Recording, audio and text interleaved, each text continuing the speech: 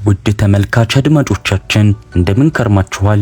በዛሬው ኳስ ዓለም ፕሮግራም ለስፔን ብሔራዊ ቡድንና ለስፔኑ ባርሴሎና ክለብ በአማካይ መስመር ላይ የሚጫወተውን የፔድሪን አጭር የእግር ኳስ ታሪክ ይዘንላችሁ ቀርበናል። እንደምትደሰቱበት እናምናለን። ለስፔኑ ባርሴሎና ክለብ የሚጫወተው ፔድሪ ማን ነው? በሙሉ ስሙ ፔድሮ ጎንዛሌዝ ሎፔዝ እየተባለ የሚጠራው የስፔን ፕሮፌሽናል ተጫዋች የተወለደው እንደ አውሮፓውያን አቆጣጠር ኖቬምበር 25 ቀን 2002 ሲሆን የውልደቱን ቦታ በስፔን ሀገር ልዩ ስሟ ቴጉስቴ እየተባለች በምትጠራውና በካሪና ደሴት ላይ በምትገኘው ቦታ ላይ ነው። የፔድሪ ወላጆች የዘር ግንዳቸው የሚመዘዘው ከዛው ከስፔን ሆኖ በዛው በስፔን ባላቸው መካከለኛ ምግብና መጠጥ ቤት በሚተዳደሩ ቤተሰቦች ናቸው። የፔድሪ አባት ፌርናንዶ ጎንዛሌዝ ቀንደኛ የባርሴሎና ደጋፊ ሲሆን የልጁን የኳስ ህልም ለማሳካት ረጅም መንገድ በልጅነቱ ወደ መለማመጃ ቦታው ያመላልሰው ነበር። ፔድሪ በእግሩ ቆሞ መሄድ ከጀመረበት ጊዜ ጀምሮ ኳስን ከእግሩ ያልተለየ ሲሆን ባለው ጊዜ ሁሉ ከወንድሙና ከሰፈር ጓደኞቹ ጋር በመንገድ ላይና በሰፈር የኳስ መጫወቻ ሜዳዎች ላይ በመጫወት ላይ ነው ያደገው። እድሜውም 4 ዓመት ሲሞላ የኳስ አያያዙና ጨዋታው አይኑ ሲገባ በሰፈሩ ለሚገኝ ዩዲ ቴጉስቴ የሚባል ቡድን ተቀላቅሎ 2 ዓመታትን አሳለፈ። በመቀጠልም በዛው በደሴቱ ለሚገኝ ሲኤፍ ጁቬንቱድ ላጉና ለተባለ እውቅ የወጣቶች ማሰልጠኛ ውስጥ ገብቶ 3 ዓመታትን ሰለጠነ። ከዛ በኋላ ነው እንግዲህ ፔድሪ ላስ ፓልማስ ለተባለ ክለብ በወጣቶች ቡድን ውስጥ ተካቶ 2 ዓመታትን ከቆየ በኋላ ለዛው ክለብ ለዋናው ቡድን በ16 ዓመቱ እንዲጫወት ኮንትራት የፈረመው። በላስ ፓልማስ ዋናው ቡድን ውስጥም 2 ዓመታትን ከተጫወተ በኋላ እስካሁንም ወደሚጫወትበት ክለብ ባርሴሎና ተዘዋወረ። ፔድሪ ከክለብ ስራው ጎን ለጎን ለስፔን ብሔራዊ ቡድን ከ2019 ጀምሮ ከ17፣ 18፣ 19፣ 21 እና 23 ዓመት በታች ቡድኖች ውስጥ የተጫወተ ሲሆን ከ2021 ጀምሮ ደግሞ ለዋናው ብሔራዊ ቡድን በመጫወት ላይ ይገኛል። የፔድሪ የክለብ ታሪክ ምን ይመስላል? ፔድሪ በተለያዩ የህፃናት ወጣቶች ቡድኖች ውስጥ ሲጫወት ቆይቶ በጁላይ 15 2019 በ16 ዓመቱ የመጀመሪያውን የፕሮፌሽናል ተጫዋችነት ፊርማውን ለላስ ፓልማስ አኖረ። ፊርማውንም ተከትሎ የመጀመሪያ የሆነውን ጨዋታውን በኦገስት 18 2019 ቡድኑ ከሁዌስካ ጋር ተጫውቶ 1-0 በሆነ ውጤት ሲለያይ ተጫወተ። የመጀመሪያ ጎሉን ደግሞ ያስቆጠረው ቡድኑ ስፖርቲንግ ጊዮንን በሴፕቴምበር 19 ገጥሞ ባሸነፈበት ጨዋታ ሲሆን ይቺም ጎል በላስ ፓልማስ የክለብ ታሪክ በወቅቱ ፔድሪን በ16 ዓመት ከ9 ወር ከ23 ቀን እድሜው ያስቆጠረ ትንሹ ግብ አስቆጣሪ አድርጋዋለች። ፔድሪ በላስ ፓልማስ ዋናው ቡድን ውስጥ በመጫወት ላይ ያለ የካታሎኒያኑ ክለብ ባርሴሎና በልጁ አጫወት ስለተማረከ ይከታተለው ስለነበር የሽጡልኝ ጥያቄ አቅርቦ ከስምምነት ላይ በመድረሳቸው ወደዚህ አመራ። ፔድሪ በላስ ፓልማስ የዋናው ቡድን ውስጥ ቆይታው 36 ጨዋታዎች ላይ የመሳተፍ እድል ያጋጠመው ሲሆን በዚሁም 4 ጎሎችን ከመረብ አሳርፏል።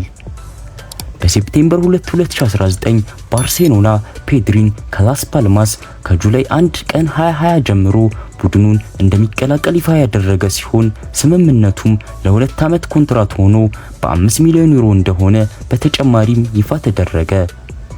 ፔድሪ የመጀመሪያ ጨዋታውን ተቀይሮ ገብቶ ቡድኑ በላሊጋው ቪያሪያልን 4-0 ባሸነፈበት ጨዋታ ተጫወተ።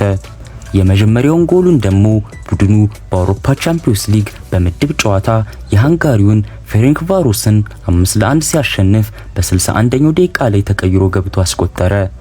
የላሊጋ የመጀመሪያ ጎሉን ደግሞ ቡድኑ በኖቬምበር 7 ሪያል ቤቲስን 5-2 በሜዳው ባሸነፈበት ጨዋታ አስቆጠረ። በ2021-22 የውድድር ዘመን በጃንዋሪ 6 2021 ባርሴሎና አትሌቲክ ቢልባኦን 3-2 ባሸነፈበት ጨዋታ ፔድሪ 1 ጎል በጭንቅላቱ ገጭቶ በማስቆጠርና ለ1 ጎል ደግሞ አመሻሽቶ በማቀበል ግሩም እንቅስቃሴ ያደረገ። በኤፕሪል 17 2022 ባርሴሎና በኮፓ ዴላሬ ፍጻሜ ጨዋታ አትሌቲክ ቢልባኦን 4-0 አሸንፎ ዋንጫ ሲያነሳ ፔድሪም በህይወቱ የመጀመሪያው የሆነውን ድል ከባርሳ ጋር ተቀዳጀ። በሜይ 8 2021 ደግሞ ፔድሪ በ18 ዓመቱ ከ164 ቀናት 50ኛ ጨዋታውን በሁሉም ውድድሮች በባርሴሎና ቤት ቡድኑ ከአትሌቲኮ ማድሪድ ጋር ተጫውቶ 0-0 በሆነ አቻ ውጤት ሲለያይ ያደረገ። ይህም በባርሴሎና ቤት ሁለተኛው በእድሜ ትንሹ ይህንን ያህል ጨዋታ በዚህ እድሜ ያደረገ ተጫዋች እንዲሆን አስችሎታል። በኦክቶበር 2021 አጋማሽ ላይ ፔድሪ ችሎታውና ለባርሴሎና እያደረገ ያለው አስተዋጽኦ እየጎላ በመምጣቱ አዲስ ኮንትራት እንዲፈራረም ተደረገ። ይህም ኮንትራት በወቅቱ ሪካርድ በሆነ የ1.5.7 ቢሊዮን ዶላር ከኮንትራቱ ማለቅ አስቀድሞ ኮንትራቱን የሚያፈርስ ወገን መክፈል ያለበት አንቀጽ የያዘ ነው። በኦክቶበር 22 2021 ፔድሪ ከ21 ዓመት በታች የአውሮፓ እግር ኳስ ምርጥ ተጫዋች በመሆን በቱቶ ስፖርት የቀረበውን የወርቃማውን ወጣት ሽልማት አሸነፈ። በቀጣዩ ሳምንት ደግሞ ከ21 ዓመት በታች ምርጥ የዓለም እግር ኳስ ተጫዋች በመባል በፈረንሳይ ፉትቦል የቀረበውን የኮፓ ዋንጫን አሸነፈ። በፌብሩዋሪ 13 2022 ፔድሪ በባርሴሎና ታሪክ በ21ኛው ክፍለ ዘመን በጣም ፈጣኗን ጎል ጨዋታው በተጀመረ በ75ኛው ሴኮንድ ቡድኑ ከኤስፓኞል ጋር 2-2 በወጣበት ጨዋታ አስቆጠረ። በዚያው ዓመት ግን በኤፕሪል 14 ባርሴሎና ከፍራንክፈርት ጋር ባደረገው የሁለተኛ ዙር የሩብ ፍጻሜ የአውሮፓ ሊግ ግጥሚያ ፔድሪ የጭንቅላት ጉዳት አጋጥሞት ጨዋታውን አቋርጦ ለመውጣት ተገደደ። ይህም ጉዳት በውድድር ዘመኑ ቀሪ ጨዋታዎችን ፔድሪ እንደማይጫወት ተነገረ። በጃንዋሪ 28 2023 ፔድሪ ከጉዳት አገግሞ ከተመለሰ በኋላ በባርሴሎና ቤት 100ኛ ጨዋታውን ቡድኑ ከጂሮና ጋር ባደረገው የላሊጋ ጨዋታ አደረገ።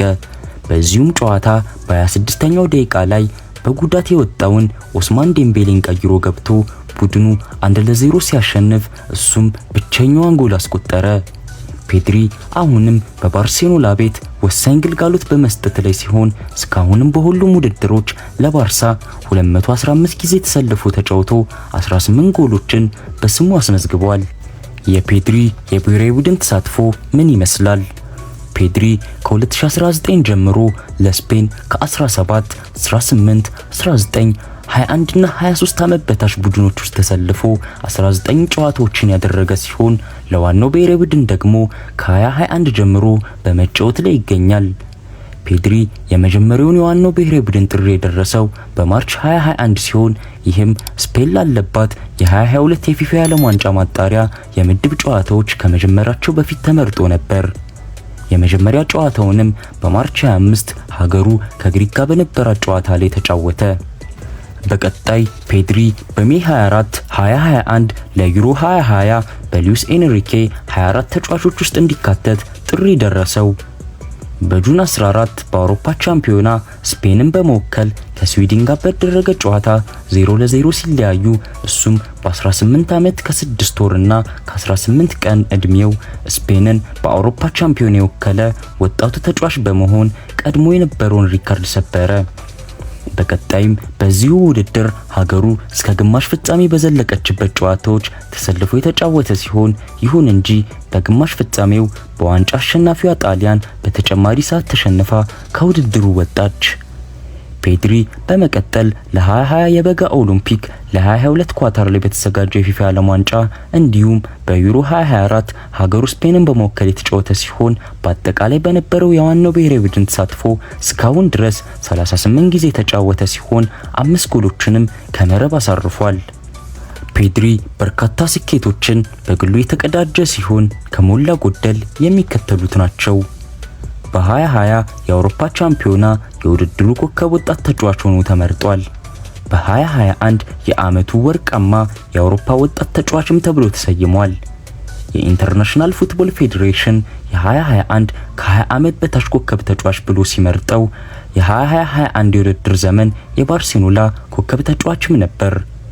የኤፕሪል 2025 የላሊጋው ኮከብ ተጫዋችም ሆኖ ተመርጧል።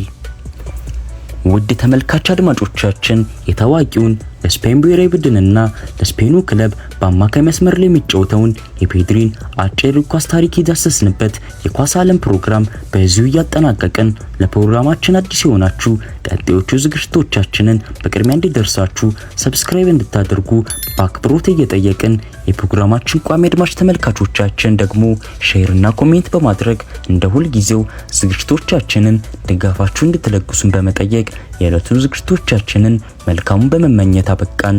እስከ ሳምንት ቸርን ሰንብት።